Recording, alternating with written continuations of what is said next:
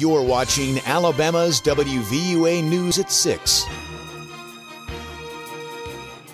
Tonight on WVUA News at 6, a shooting on the Tuscaloosa Strip sent one university student to the hospital and two other people to jail. We'll have the latest on the investigation. And the reigning national champions, the Crimson Tide football team, is honored by President Obama. We'll take you there.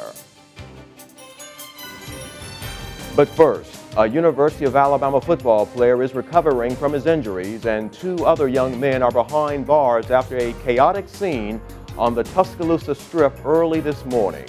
Thanks for joining us. I'm Philip Coleman. Lynn Brooks has the evening off. A University of Alabama football player is recovering from his injuries, and two other men are facing charges after an incident along Tuscaloosa Strip. You're looking now at exclusive video from WVUA.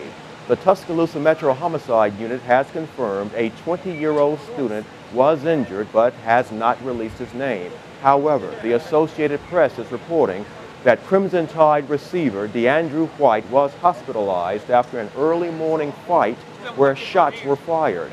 The Homicide Unit says a fight broke out on the Strip just after 2 o'clock this morning and a crowd formed. Investigators say that's when a pair of suspects pulled out handguns and fired them into the air, allegedly trying to disperse the crowd. Police arrested Ryan Javaris Hamilton and Kwame Raquesh Tolbert. They are charged with reckless endangerment. The Homicide Unit also says a 31-year-old man was found lying unconscious on the sidewalk on University Boulevard, but it's not clear if this is related to the fight. Captain Loyd Baker with Metro Homicide described his injuries as serious.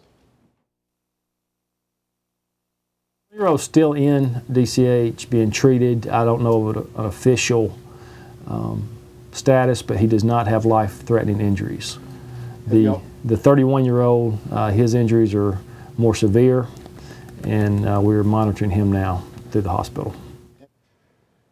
Meanwhile, the University of Alabama has released this statement about the incident that says, in part, the security and well-being of our students and employees is one of our highest priorities.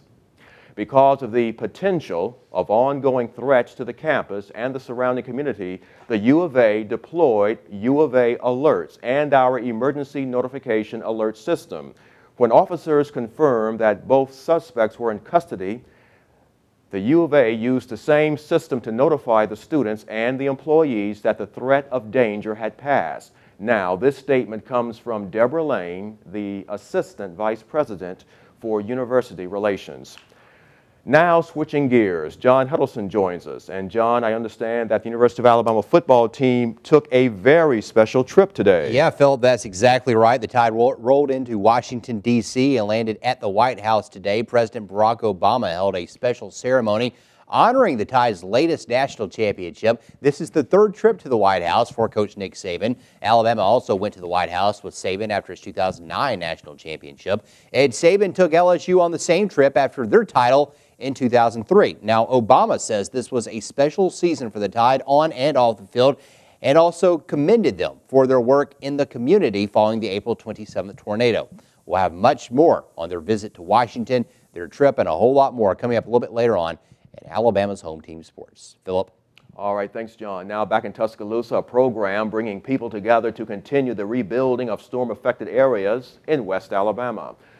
The Home Builders Association of Tuscaloosa's Build Back Project House 2012 is a program to build safe and affordable homes in storm-impacted areas. Today, they were in the Lynnwood Park subdivision installing a state-of-the-art storm shelter. Ground Zero Shelters is the company helping with the installation, and they say more of the public is becoming aware of the need for shelters.